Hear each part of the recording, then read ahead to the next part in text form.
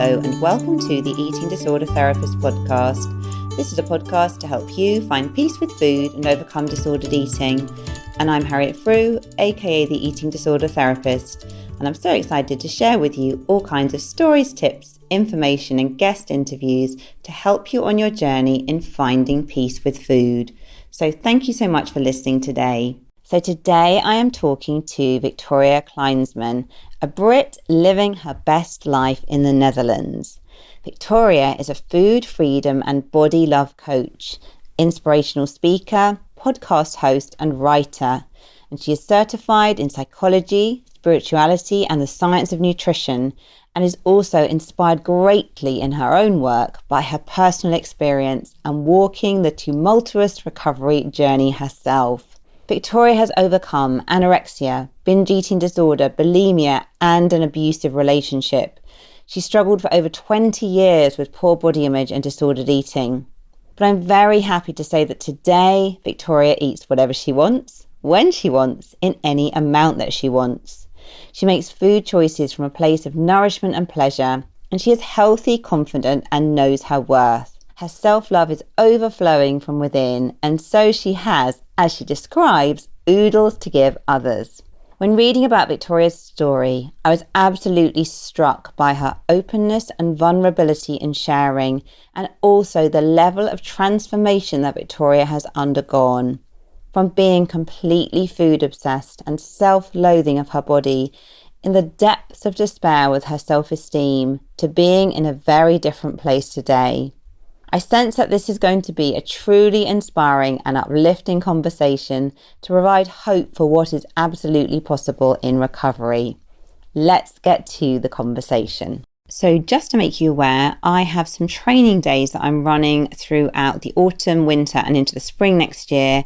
These are one-day trainings in eating disorders and body image, and they are ideal for counsellors, mental health professionals, anyone who's kind of working with people with eating disorders and wants to, expand their knowledge and skills and tips on working with this client group.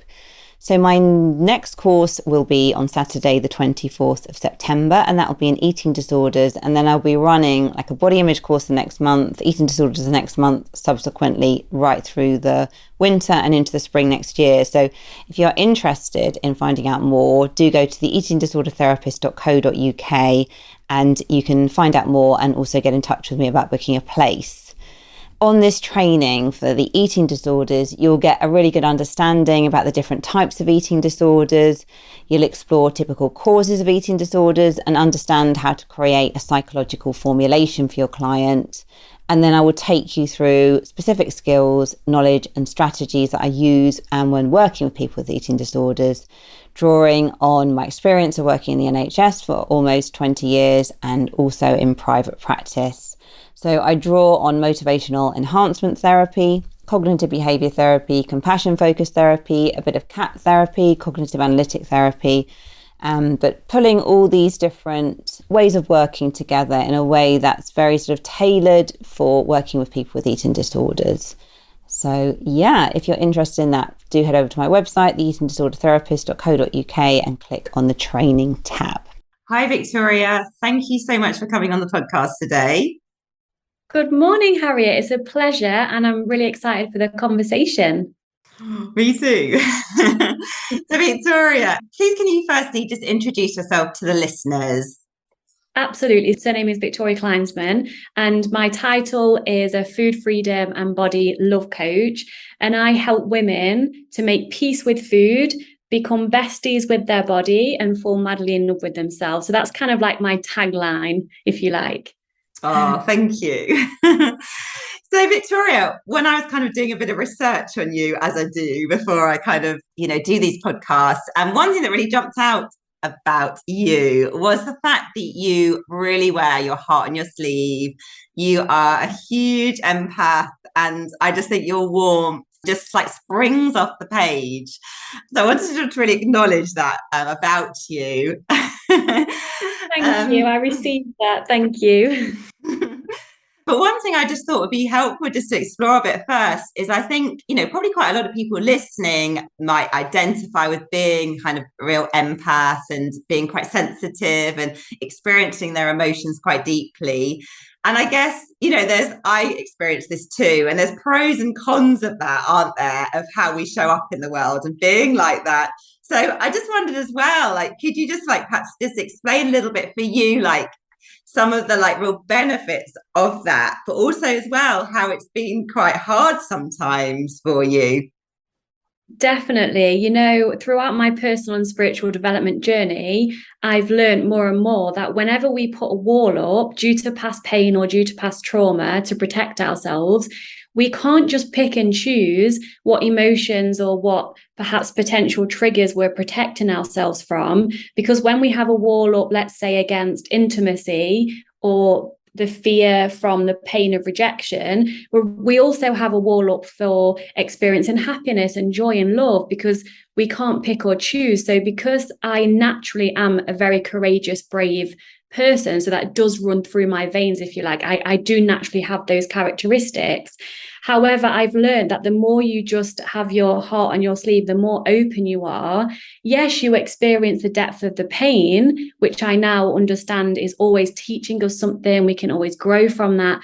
But you also experience immense joy and happiness and love. And I am a bit of a pleasure seeker. And so if I can experience more love, joy, happiness, and pleasure, and that might also mean I could potentially experience a depth of pain, I'm in for that. So it's both and. You can't pick and choose what you're protecting yourself from. And I think that's why a lot of people can feel quite numb if they have a lot of past trauma, because they're kind of living, but they're not really living. And it's all due to fear, from my personal experience as well.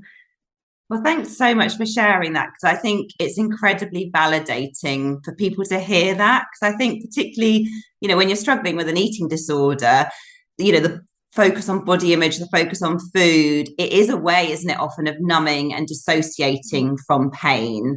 And of course, it does do its job, kind of thing, of protecting us from that pain. But like you're saying as well, it blocks the joy and the pleasure and the spontaneity and the love and the happiness and all those wonderful things. So I just think it's so helpful for you to say that out loud, because I think sometimes people have lost sight of that, haven't they? They're so driven by their fears, and it feels so scary to engage with some of those difficult emotions. But also then they're just blocking such a expansive, wonderful, amazing part of life as well. Exactly. And if you think about it, fear is all in the mind. So the acronym for fear is a false experience appearing real. So we often worry about something. Mostly for me, it was food, body, weight, worth. Everything was my worth was completely connected to what my body looked like. And so when we're worrying about that, or perhaps being scared of getting in a bikini, etc., the fear is in your mind first and foremost. So when something's actually happening in the present moment, if you have a trigger around that, you will experience the pain of, most often it comes down to the root of not feeling enough. It's the fear of not being enough, which in my opinion, all the food stuff is a symptom of the body image stuff, which is a symptom of not feeling good enough as you are in the authentic body you have, as the authentic version of you, because life has told us otherwise, right? We've learned through conditioning, as you know. So when we feel this fear and we actually don't allow ourselves to feel the emotions that we're kind of trying to push down in the moment, it's actually worse. And so if we practice, and this does take a lot of courage, if we practice welcoming painful emotions and feeling them, they actually release very quickly, because emotions are energy in motion. So if we have an emotion come up and we're like, no, I'm not going there, I'm not feeling that, I'll distract myself with dieting and weighing myself and what am I going to eat today and what diet am I going to do tomorrow. When we distract ourselves, we're actually keeping the pain within our physical body, because pain is stored physically in the tissues.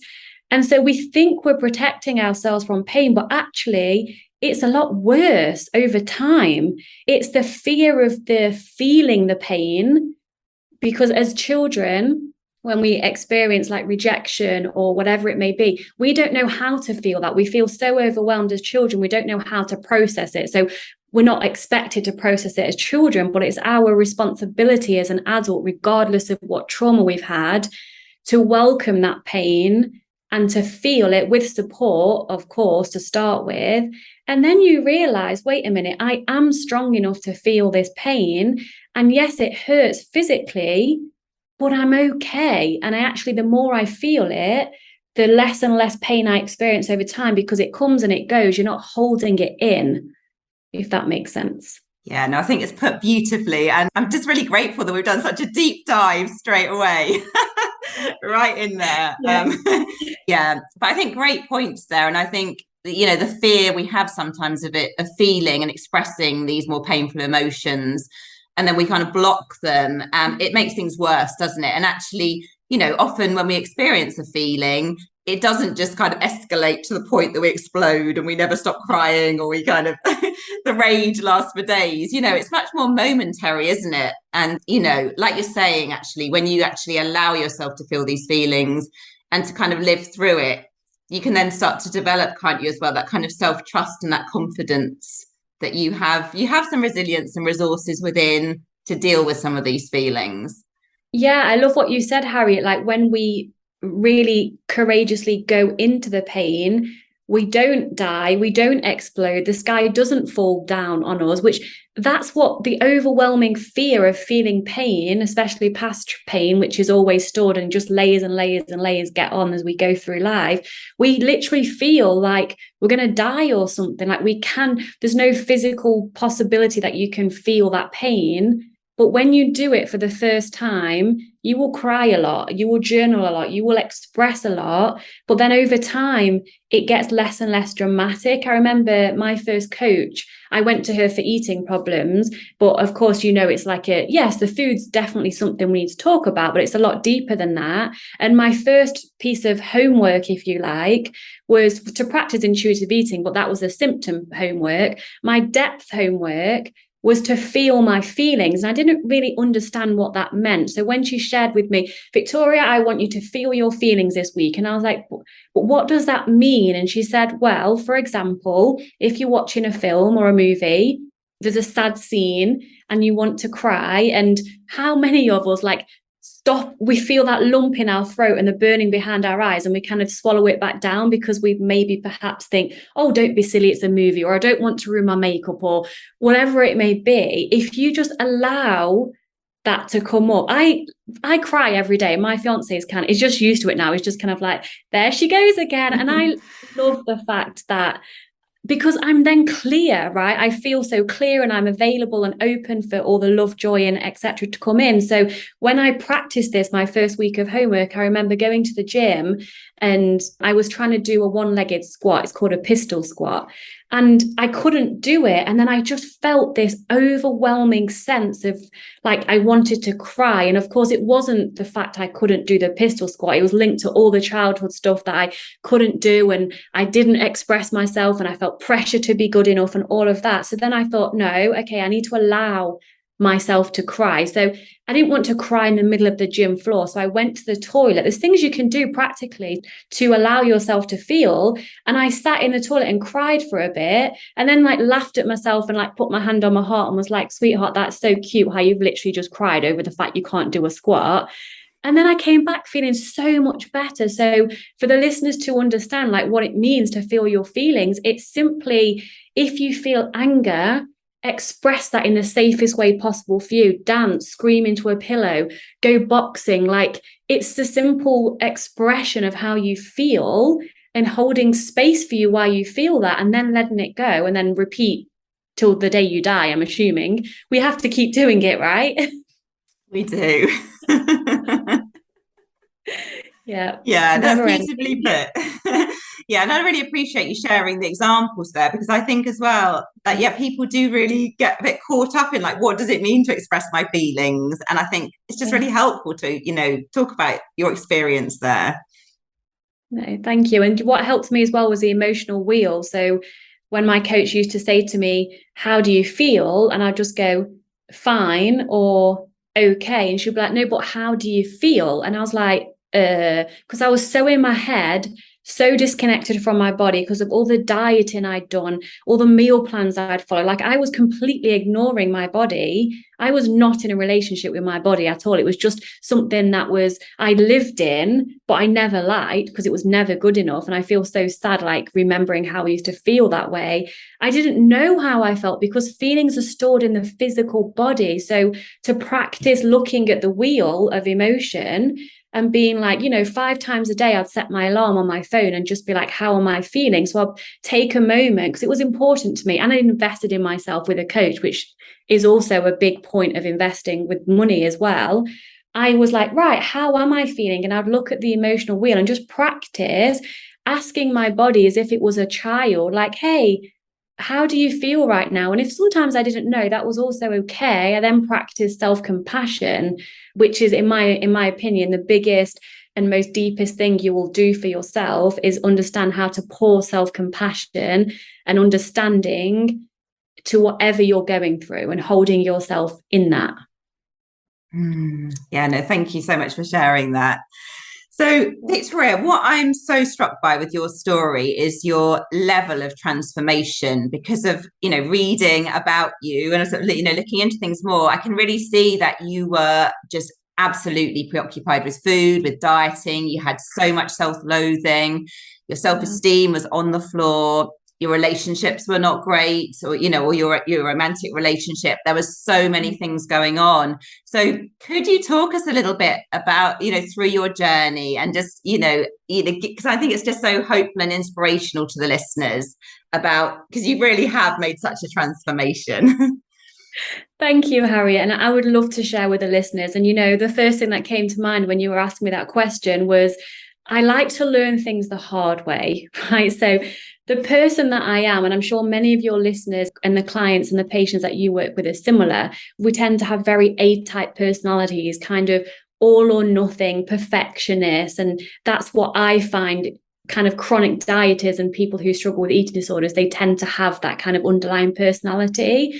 And so therefore we keep fighting and fighting and fight. And if we can try harder and do better. And that's, in my opinion, why we end up so far down the slope and into the rabbit hole. Whereas kind of a person like my sister who had the same upbringing, and I'll share my story in a moment, she had the same mother and father. Obviously, she's a different person, but she never had, thankfully, any kind of disordered eating or body image issues, which was always very interesting to me because we're very close in age. There's 18 months between us.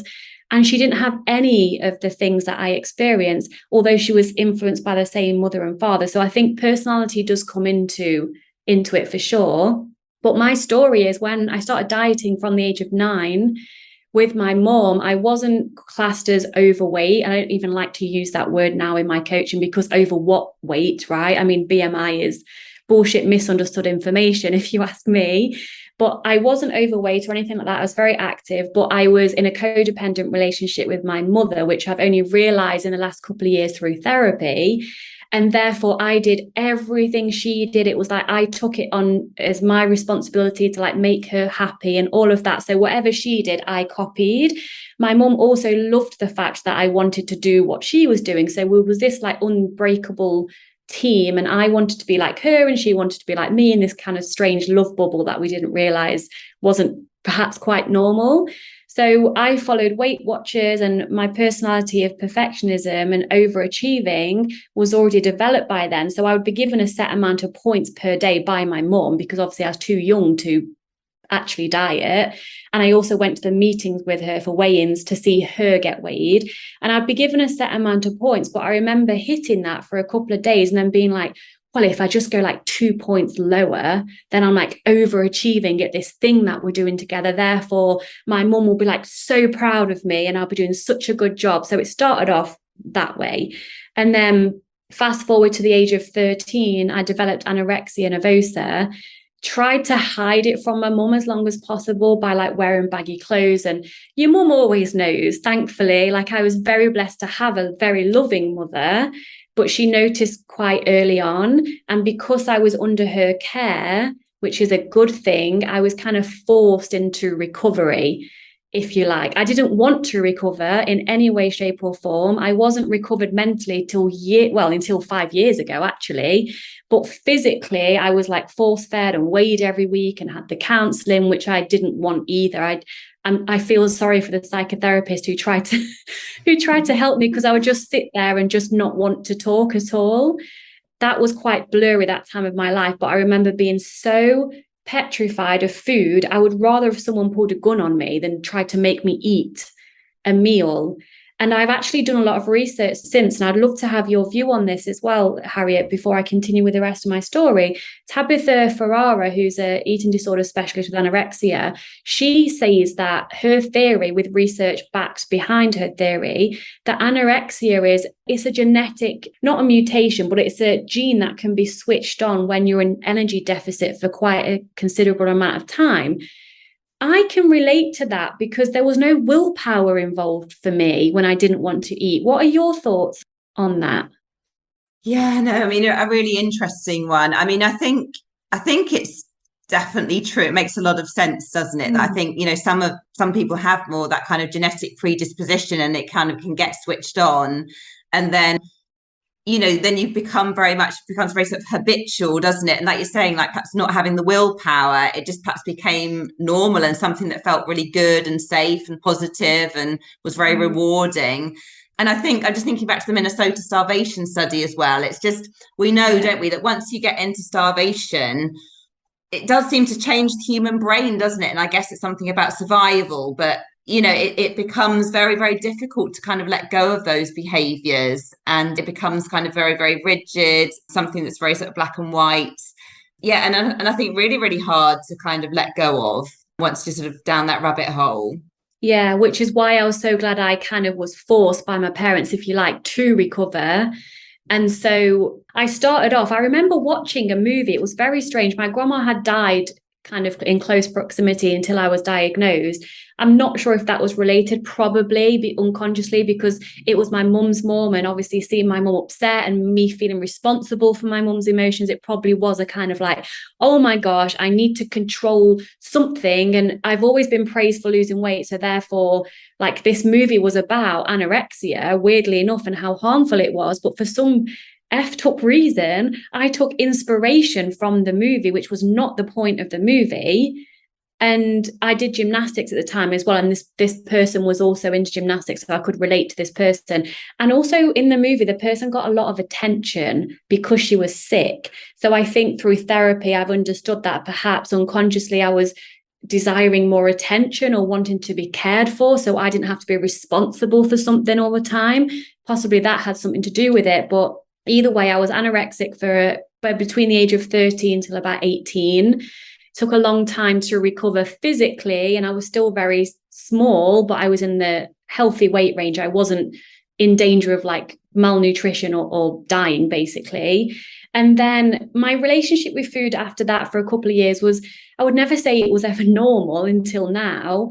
It was always kind of, my mum now went from the opposite of helping me to diet to now it was like over occupied with, are you eating enough? When did you last eat? And it was kind of like, oh my God, like, stop asking me, because it was very confusing for her to help me diet and praise weight loss, experience the anorexia. And then obviously she was on depression tablets because of her having to take care of me. And it was a very difficult time for the family as well, to go into like, are you eating enough? And almost being smothered with being overtaken care of. So my relationship with food was never normal. But then when I was 19, I met a much older man. And so he was 34 when I met him. I was 19. I say I fell in love very quickly. I'm not sure if it was love, but that's what happened. I moved in with him, and then the abuse started. Now, for those women that know someone who's in an abusive relationship, or they'll understand if they've perhaps experienced it themselves, it doesn't happen just like that. It's not like you get into the relationship and then one day they hit you and rape you and then you're like, okay, great, I'll just stay in the relationship. it happens very gradually. So for me, it would look like, oh, don't go out with your friends. Like, we'll go to London and we'll stay in this hotel, and I'll take you shopping. And at that time, I was pretty obsessed with money and like how other people lived. I was quite shallow, if I'm being honest, and I wanted to be taken care of. Clearly, that through searching for an older man. My dad he was working a lot. He wasn't at home much, so I guess I didn't have that strong father figure. So I ended up in this relationship, and for 6 years I was in that, and I was abused most days. There were some good points, obviously. I turned to food then. It was kind of a strange time, because it's almost like all the years of starvation and dieting and worrying about my food, because I was in this relationship, it felt like I was completely disconnected from the real world. So I didn't have friends. I didn't go out. I couldn't even go to the supermarket myself. I was literally like a prisoner.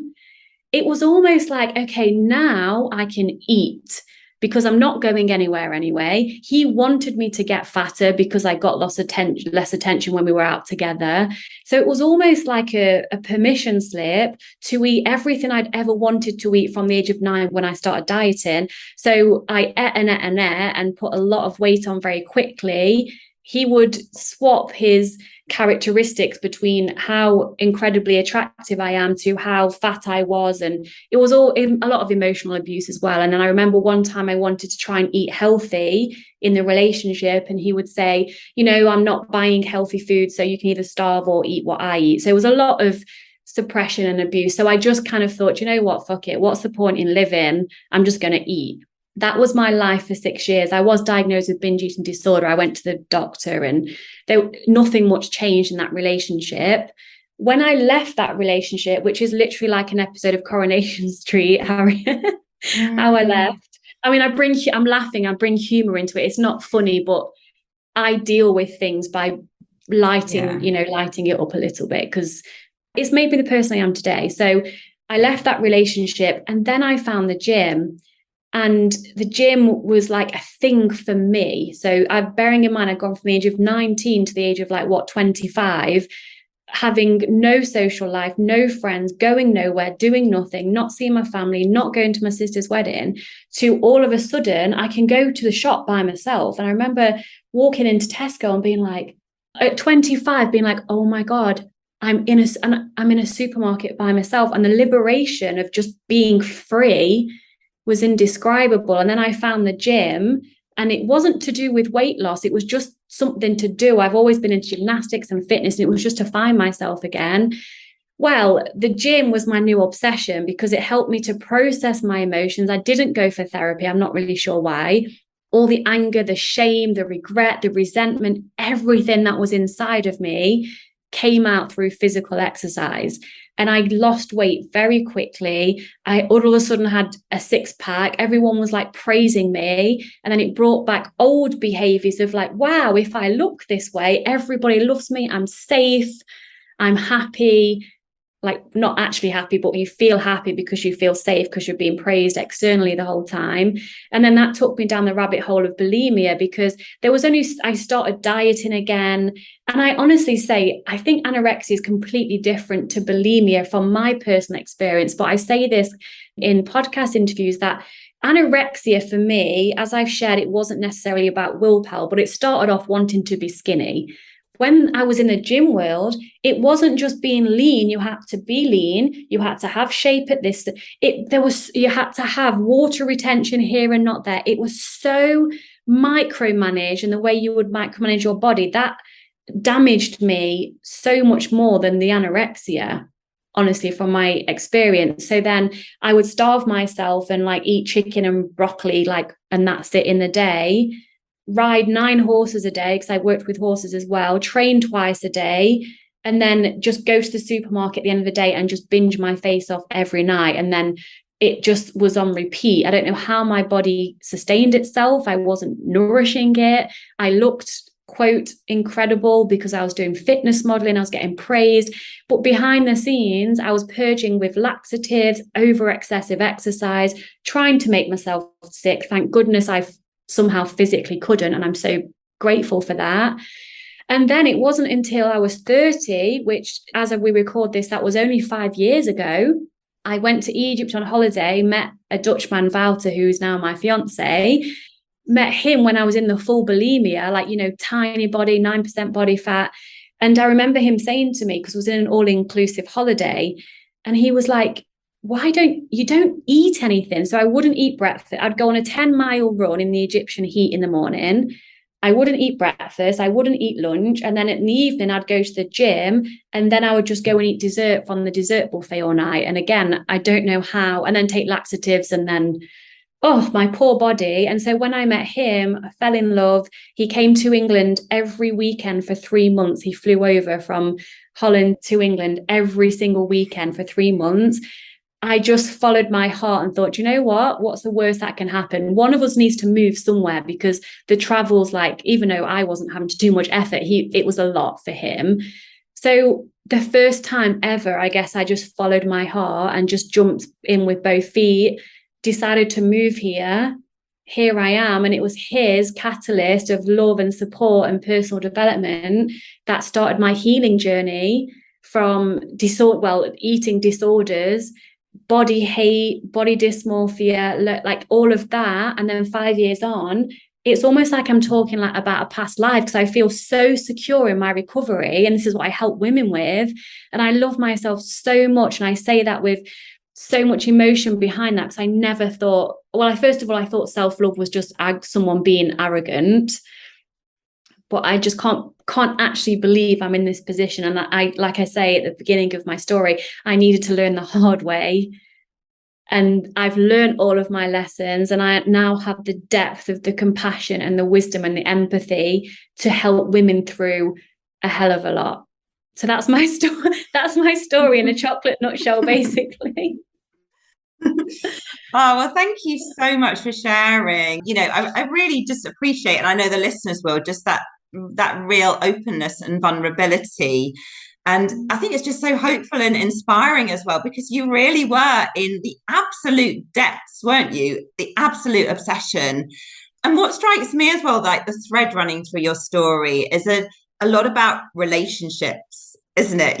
Like in terms of like, your relationship with your mom, and then the abusive relationship, but now this really healthy, empowering, encouraging relationship. And I think, again, it's just something for the listeners to reflect on, because we often do think it's all about food and body image, don't we? But our relationships are so important, aren't they? And how we're sort of showing up in the world with ourselves, but also in terms of how we're interacting with others who we're close to in our lives. Yeah. And thank you for reflecting that back to me, and also for holding space as I shared my story. That's very true, Harriet, because everyone's a mirror, aren't they? Like, relationships are here to help us grow if we so choose to. I mean, many people don't, and that's okay. We don't know what we don't know, but relationships are mirrors. And so looking back from the relationship with my mom, and I still have a great relationship with my mom now, like we've done our own healing work and we're still very, very close. But through my mom and the abusive guy and the guy I'm with now, everything was a mirror, allowing me to look deeper within myself. But I didn't know that until very recently. And I am quite spiritual, and I believe that my soul chose this in order to get where I am. So any of you listeners or watchers that are going through a hard time right now, please know that it won't last forever. And please know that it's probably happening for you for a greater purpose that you perhaps have no idea what that is yet. But just that little bit of faith that, okay, this is really painful and shit right now, but it's happening for a reason. That's what got me through. Unconsciously, I kind of knew that, because I went into that abusive relationship knowing it wasn't right. My intuition was screaming at me like, no, this isn't for you. But because my ego was driving me to that the security that I craved, the money that I craved, the older man to take care of me somehow, maybe also reflecting back, because he was older, maybe I felt it would be less pressure on the way I looked because I didn't have to compete with. It's just so interesting how wounding and our upbringing can dictate the rest of our life, unless we take a look at our life and ask ourselves, am I happy? Is my life serving me? Because it doesn't have to be that way that it's not, because we get to be happy. It's not a fairy tale. I believe that you can ultimately be so happy and fulfilled with the life you have. Life happens. Yeah, you're going to have problems or situations to deal with. That's the whole point in life. But you don't have to suffer in an eating disorder, in a relationship, in a financial situation. There's always ways to be helped. The first thing you have to do is just believe that something is possible. Believe that change is possible. And I just want to share a little bit about how I felt towards my body in my eating disorder days. So to the point where I would shower in the dark. I would purposely turn the light off in the winter so I couldn't see my body when I was showering. I wouldn't look down, because if I saw myself, and people outside of that would look at my body and be like, how the hell can someone who looks like that, because I was in a normal body, feel that disgust and that pain towards her body? But it's an internal thing, you know. So I felt so much self-hatred. And I remember at one point looking in the mirror, and I was kind of, how old would I have been then? It was after the abusive relationship, but it was before I met now my almost husband Wouter. And I remember being at my mum's house and looking in the mirror, because I'd put weight on again because I was always yo-yoing up and down. And I remember crying so hard in my mum's arms. And I remember saying to her, I don't want to care anymore. I don't want to care anymore, but I do care. How can I not care? And she didn't have the answers. But that was the first little spark of my soul being like, there's more to life than how you think your body looks. Because everyone thinks my body looks differently to what I think my body looks like anyway. And so that glimmer of kind of desperate hope, I didn't know how to do it at that point, and I still continued for a while. But I just want everyone to know that if you hate your body so much, use me as an inspiration that anything is possible. Like, I hated myself so much, I can't even bring the words to tell you. And to be able to say I love myself and my body for who I am, not what it looks like. Body positivity can come into it. You can look in the mirror and like the way you look, and I do. But it's not about that, because there's more to life than if you've got abs or if you're a size 10 or a size 16 or a 20. It doesn't matter, as long as you're living in your authentic body, honoring your body's needs and living the life you want to live. That's all that matters, I think. Yeah, here. So Victoria, obviously, you shared some really, lots of things that have really helped you on your journey to come out that desperate place. And obviously, like, your relationship has been a massive part of that, starting to feel your emotions, holding on to hope, kind of seeing like the bigger picture of what's possible. What other things have been particularly important for you, in the last 5 years of you kind of being on this healing journey? Yeah, number one is the vision.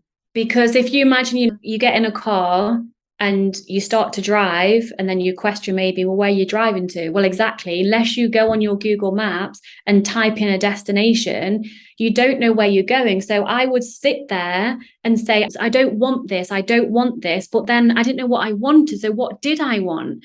At the beginning, I wanted to be able to diet like I used to. I would say, I want to be able to stick to a diet all those years ago like I used to. But ultimately, that wasn't going to make me happy. Well, number one, I couldn't physically diet anymore. My body was like, sweetheart, no, you are not restricting again. I'm going to just throw every craving out there if you even think about restricting again, and you're going to end up binge eating, because I'm actually saving your life by doing this. So ultimately, at the beginning, I had to have a vision, and my vision was living in food freedom, meaning eating whatever the hell it is I want. And I do this to this day, whatever I want, however much I want, in whatever quantity I want, and loving who I am at the same time. Now, I thought that was just a fantasy that could never be possible. It's almost like, well, that's too good to be true. But I thought, you know what? I got inspiration from Instagram. Has been a huge part of my healing journey, because I would purposely look at women my size or bigger, especially with similar kind of body types, because I generally carry more weight on my lower half, on my legs, and I have a smaller waist. So I would find women who looked like me, loving their life and posting pictures in a bikini. And I would purposely every day go and look at women like that. And that was very healing for me. It was like it had given me a permission slip to be myself. So I found inspiration through other women leading before me. I hired a coach, and I've ever since, I still have a coach. I'm always investing in courses and programs and mentors in the field of food and body. Now it's more business and spiritual. I don't really need the support in the food and body anymore, because I am the support. But I educated myself, and every time I saw someone living my vision, I would inquire, I would ask questions, I would listen to their podcast, I would just educate myself on how could this be possible for me. And so day to day, when the weight gain came, when I felt anxious around the chocolate I was eating, I would remind myself, what are you doing this for?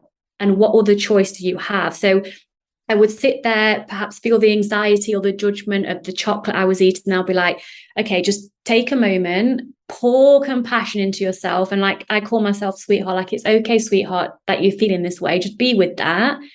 Just think about what you're doing this for, the life that you envision of being the authentic version of you and the authentic body of yours. Because I didn't know, Harriet, what my natural set point weight was, because I've dieted since I was 9 years old.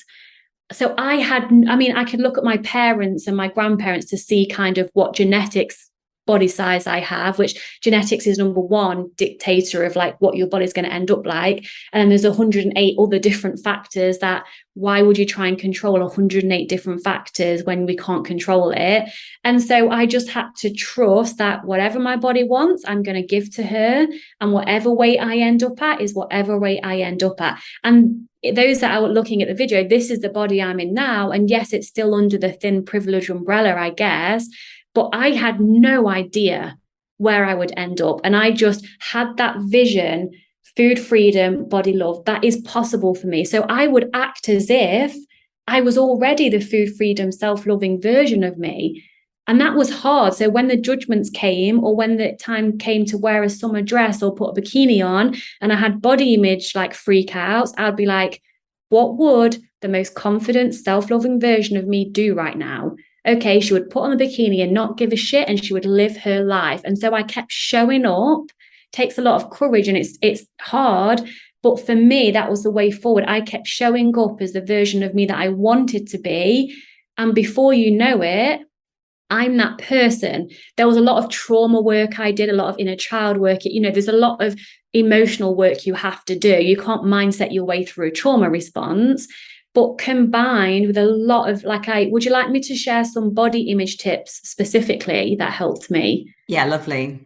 Yeah, so body image, as you know, was a big thing for me. The food stuff is a symptom of not liking your body. The body image is a symptom of not actually loving yourself and knowing you're worthy just because you're alive. So a lot of body image work I needed to do to enable me to just let my food be what it needed to be. So the fear of weight gain. Now, the fear of weight gain, this probably stemmed from my anorexia and the world we live in, always mirroring back towards that weight gain is bad. It's a failure if you gain weight, all the things that your listeners already know. I started to question, what do I make weight gain mean? Because I'm so scared of it. And even when I'd gained weight, I was still fearful of weight gain. So gaining weight isn't the same as conquering your fear of weight gain, because you can gain weight and still be scared of weight gain. And because I am that quite right, I'm going to do this and I'm going to do it right. I was almost like, right then, why the F am I still scared of weight gain? It's annoying me that I'm petrified of gaining weight. And that might be a part of my journey. Most likely it's going to be a part of my journey. So I was like, okay, what am I making weight gain mean? And that's when I started journaling. I've never really journaled much before, but I recommend anyone who has maybe a restriction or a rejection to journaling, just try it, because a lot comes through. So I'd write the question, what do I make weight gain mean? And it would come up with a lot more deep. First of all, it was like, well, my clothes don't fit me and I don't feel as sexy. And then it started to be like, my partner won't find me attractive. My partner won't love me. And then underneath it all, I am not enough. And I started to challenge that. Wait, but is that really true? Is it true that if I put on X amount of weight, who knows how much, that I'm not still able to be enough? And then I decided to start choosing to believe different things about what weight gain meant. And ultimately, weight gain means nothing. If anything, it means healing, it means recovery, it means growth physically and emotionally. It means stepping into the authentic version of me. There's a great quote by Tabitha Ferrara in her book, and she says, authentic women do not suppress their natural body size. And that spoke directly to my heart, because I'm kind of a bit like a fighter and a bit like, yeah, you know what? Strong, authentic women do not suppress their natural body size. I am deciding to model myself as a strong, authentic woman. So therefore, I would allow my body to do what it's going to do as I'm fueling her with nutrition and pleasure foods. And I just kept questioning, Harriet, what weight gain meant. And I would purposely go to the mirror. This was the most difficult thing I ever had to do, and be okay with looking. So I'd take a few deep breaths and be like, okay, I would be naked if I could. Each day would be different depending on how I was feeling emotionally. And I'll start from the top of my head and work my way down to the bottom of my feet and start to apologize for any judgment that I noticed that I had now and in the past about my parts of my body. And I would just be with myself, apologizing to my body and sending her love. I didn't try and make myself like the way I looked. That came later, and I do like the way I look now, but we have to start with acceptance, surrender, and loving what is, which is Byron Katie's work. It really helps me as well, her book, Loving What Is, because that's the reality I was in right now. And also, if I was a stone, 2 stone, 3 stone lighter, how would my life be different? And when I really got honest with myself, the way my life would be different if I was smaller would be more feeling words like I would feel sexier, I would be more confident, people would love me more. But that's a lie. That's just like a story. And then I started to question, so how can I feel sexy and confident in the body I have now without having to love the way it looks? Then it became a bit of a game, because I was so over dieting. I was like, F the diet, there's absolutely no way. I can't, even if I wanted to, I can't anymore. So it became a bit of a game, like, right, well, this is the body I have. I'm also enjoying food freedom. I'm literally eating whatever I want. When I see people dieting, I feel sorry for them from a place of love. I'm like, you poor soul, like I'm literally eating whatever it is I want. And then over time, with the body image work, with connecting to my body and seeing it as a person and building that relationship with myself and taking care of myself, everything just kind of shifts and falls into place, and it gets easier and easier. And then now I eat what I want, but I nourish myself purposely because I want to feel good. I exercise because I feel good. I rest when I need to. It all comes down to falling back in love with yourself. But you have to go through like a journey of action steps and taking time to be with your body. And in the shower, I would purposely not use a body puff. I would use my hands to wash myself, because that was difficult for me to feel my soft body when I'd always compare it to the 6-pack, hard, lean, muscly body. When I felt the soft rolls, I'd be like, oh my God, that feels horrible. Then I'll be like, relax into it. It's okay. Send myself love. And all of those little things day to day have a huge impact over time. And then before you know it, you're putting a bikini on or going out in a summer dress with your cellulite showing, and you don't actually care because it doesn't matter anymore.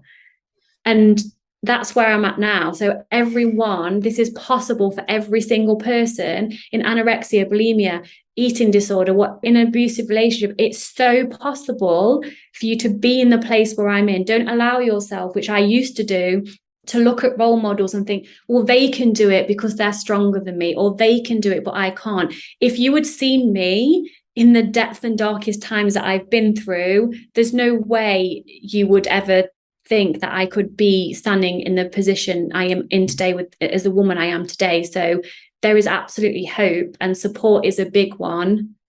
And being vulnerable, like, you know, Harriet, I wear my heart on my sleeve, but the more vulnerable you are, the more people connect to you on a heart-to-heart basis, because I'm only saying stuff that people are thinking that daren't say out loud, perhaps. Let's be human together. Yeah, well, again, thank you just for sharing so much of the depth of those little steps that you were taking and how you practically put some of these things, you know, into action, because of it can just feel so beyond us, can't it, when we're in the depths of despair. And, it's so helpful just to hear, you were not in a good place at all, but how you really lent into that discomfort. And I think how you really took personal responsibility to really invest your all, didn't you? With so many things you were doing, your life had a bit of an overhaul, really.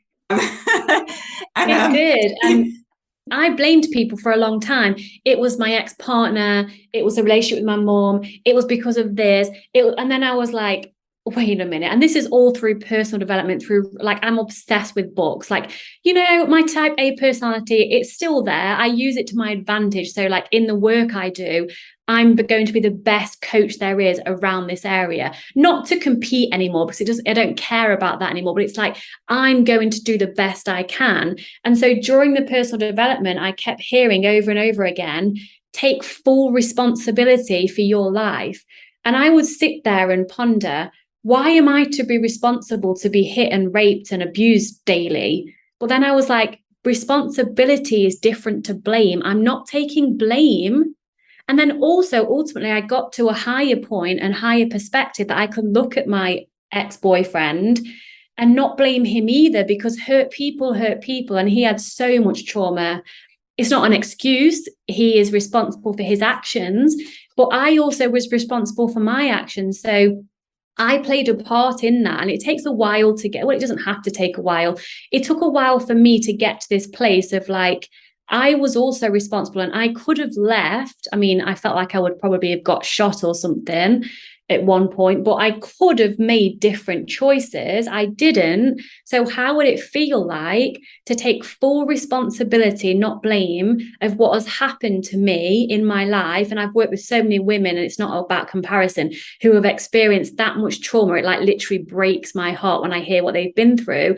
And I still stand here as their coach and say, what would it feel like to take full responsibility, not blame, for what has happened to you and how you are going to move forward? Because only you can live your life. And it's not about not giving yourself compassion and space and time to heal. It's not about that. It's not about getting on with it. Not at all. It's about taking that responsibility. If I want food freedom, only I can give myself to that. If I want to love my body, dieting's not the answer. It might make me feel better short term if I can stick to it and if I lose weight. But then what happens when I get older? What happens if I have a child? What happens if I can't exercise? Like, I was so done. I surrendered to the point where I was like on the floor, white flag in the air, heartbroken, almost didn't want to live anymore. And I was like, I'm done fighting. And when you get to that point of true giving up, that is the most beautiful gift you can give yourself, because then you can just go through life. So like even that surrender to each day, like if you the weather, I mean, it's beautiful here, but if it was raining, we have a preference that it will be sunny, but I accept and surrender to the rain, and I can just take an umbrella. Or I can moan about the weather and say how miserable it is. I can go to the mirror and not like the way my body looks today because I'm on my period and I'm super bloated. Or I can be so grateful that I have a healthy woman's body that has a menstrual cycle every month, and my body doesn't mean anything about me, and I can go and spread my love and give light and love into the world. So every day is a choice as well, I think. So Victoria, I could really talk to you all day. There's so much just great content and wisdom and inspiration coming out in this episode. So, I really appreciate you so much for sharing. So can I ask you, where can people find you if they want to find out more about you and the work you do? Of course. And thank you for holding this beautiful space, Harriet. I can see why you're such an incredible therapist, because you hold such a safe, calm, loving space. So thank you to you. Oh, thank you. And you can find me on, like you, I had my Instagram hacked, unfortunately. So we've had to start again, and we're building up our following over time. So my Instagram is Victoria Kleinsman Official.